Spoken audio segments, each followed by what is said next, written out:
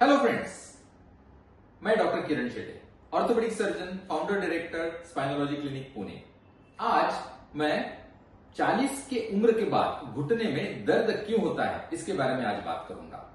क्या आपने नोटिस किया है कि 40 की उम्र पार करते ही बहुत लोगों को सीढ़ियां चढ़ना, ज्यादा देर खड़ा रहना या थोड़ी दूर चलना भी घुटनों में दर्द देने लगता है। आज हम जानते हैं ये दर्द शुरू क्यों होता है और कैसे होता है, इसके लक्षण क्या है और कैसे इसे रोका जा सकता है, वो बिना सर्जरी के। उम्र के साथ कुछ बदलाव, जैसे कि 40 के बाद सटल लेकिन अहम बदलाव आते हैं, जिनका असर खासतौर हमारे जोड़ों पर पड़ता है। ये बदलाव क्या होते हैं? जैसे कि आप एक बदलाव देखिए, पहला वाला जो कार्टिलेज का घिसना होता है। कार्टिलेज ये घुटनों की एक गद्दी है जो हड्डियों को एक दूसरे से रगड़ने से रोकती है।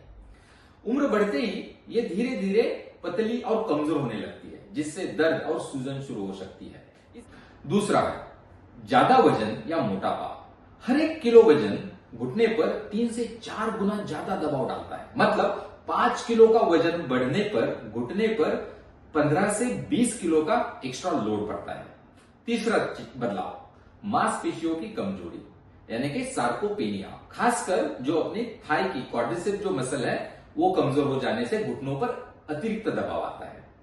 चौथा रीजन, बैठने, उठने और चलने की गलत आदतें, जैसे पालथी मारकर बैठना, ज्यादा देर खड़े रहना या गलत पोजीशन पर कुर्सी पर बैठना। पांचवा रीजन, पुरानी चोट या अपने किसी फैमिली में किसी को आर्थराइटिस की बीमारी होना। पुरानी जो चोट होती है उसका भी असर कार्टिलेज पे होता है और उससे भी आर्थराइटिस होने की संभावना होती है। अभी देखते हैं इसके लक्षण क्या क्या है। अगर आपको यह समस्या हो रही है तो सतर्क हो जाइए, क्योंकि सुबह स्टिफनेस यानी अकड़न या सीढ़ियां चढ़ते समय या जमीन से उठते वक्त दर्द आना, ज्यादा चलने पर घुटने में सूजन या थकान आना, घुटने से घिसने की या कटकट जैसी आवाज आना, या कुछ लोग बोलते हैं कि घुटना जाम हो रहा है या झटका जैसे लग रहा है। ये सारे लक्षण आर्थराइटिस की शुरुआत बता सकते हैं। इसके ट्रीटमेंट क्या क्या होते हैं? अच्छी बात यह है कि सही समय पर इलाज और थोड़े लाइफस्टाइल चेंजेस से इस दर्द को हम रोक सकते हैं, नियंत्रित कर सकते हैं। इसके बारे में थोड़ा और जानते हैं। एक पहला चीज जो है वो है वजन को नियंत्रित रखें। दूसरा, सही व्यायाम करें, खासकर अपनी जो थाई मसल्स है उनका स्ट्रेंथनिंग करना।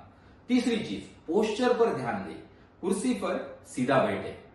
चौथी चीज, सीढ़ियों का कम से कम इस्तेमाल करें, क्योंकि सीढ़ियों जब आप चढ़ते हैं या उतरते हैं उस वक्त आपके घुटनों पर एक्स्ट्रा वजन आता है या दबाव आता है। जैसे आपको ये दर्द चालू होता है उस वक्त आप ये कम इस्तेमाल करना चालू कर दीजिए। पांचवी चीज, सही जूतों का इस्तेमाल करना। जैसे कुछ लोगों में फुट का जो एंगल है वो चेंज होने की वजह से नी के ऊपर ज्यादा दबाव आता है। जैसे आप देखोगे कि नी को हम यहाँ पे हाइपर प्रोनेशन या हाइपर सुपाइनेशन ये एंगल्स बोलते हैं, और उसके लिए हम कुछ इंसोल्स रेकमेंड करते हैं, जो आपके बेसिकली मेजरमेंट लेके वो इंसोल्स दिए जाते हैं। इसके साथ साथ कुछ पेशेंट नी ब्रेसेस का रिकमेंडेशन देते हैं, जिसमें अनलोडर ब्रेसेस होते हैं। जैसे कि नी के कार्टिलेज के ऊपर जो दबाव आ रहा है उसे कम करके जो भी एटलीस्ट 50 to 60% जो वजन है वो थाई से डायरेक्टली आपका काफ तक ले जाने का काम ये ब्रेसेस कर सकते हैं। परंतु आर्थराइटिस की स्टेज के हिसाब से सही ब्रेस चूज करना या सही ब्रेस का आपको रिकमेंडेशन करना बहुत जरूरी होता है। इसलिए आपको प्रॉपर डॉक्टर या किसी एक्सपर्ट के पास जाके इसके बारे में बात करनी चाहिए। सातवीं चीज है जो है फिजियोथेरेपी। ये बहुत लाभदायक होती है, स्पेशली जहां पे स्ट्रेंथनिंग एक्सरसाइज की जाती है या कोई इन्फ्लेमेशन बढ़ गया हो तो उसे इलेक्ट्रोथेरेपी से कम भी किया जाता है। कभी कभी इसकी जो घुटने की रचना होती है उसमें कोई एंगल्स चेंज हो जाते हैं, तो वो एंगल्स को सीधा करने के लिए मैनुअल थेरेपी या मोबिलाइजेशन भी किए जाते हैं। फिजियोथेरेपी एक बहुत ही इंपॉर्टेंट ट्रीटमेंट है जो आप घुटने की जब आर्थराइटिस चालू होती है तब कर सकते हैं। फिर भी दर्द यदि कम नहीं हो रहा हो तो अभी हम विस्को सप्लीमेंटेशन यानी कि घुटने के अंदर जो चिकनाई होती है, जो लिक्विड होता है, उसका इंजेक्शन देके वहां पे जो एक लुब्रिकेशन का काम है वो अच्छी तरह से करने के लिए लिक्विड डाल सकते हैं, जिससे घुटने की रगड़ जो है वो एक दूसरे के साथ फ्रिक्शन है वो कम हो जाता है। ये खास तौर पर उन लोगों के लिए ज्यादा फायदेमंद है जो सर्जरी नहीं करवाना चाहते और जिनकी कार्टिलेज अभी पूरी तरह से डैमेज भी नहीं हुई है। ये एक ओपीडी प्रोसीजर है जो आप लोकल एनेस्थीसिया के अंडर करके इमीडिएटली चल के घर भी जा सकते हैं।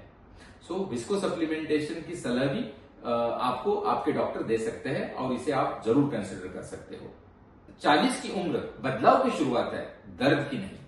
सही जानकारी और थोड़ी सी सावधानी से आप अपने घुटनों को सालों तक स्वस्थ रख सकते हैं। अगर यह वीडियो आपको पसंद है तो इसे लाइक जरूर करिए और अपने प्रियजनों से जरूर शेयर करिए।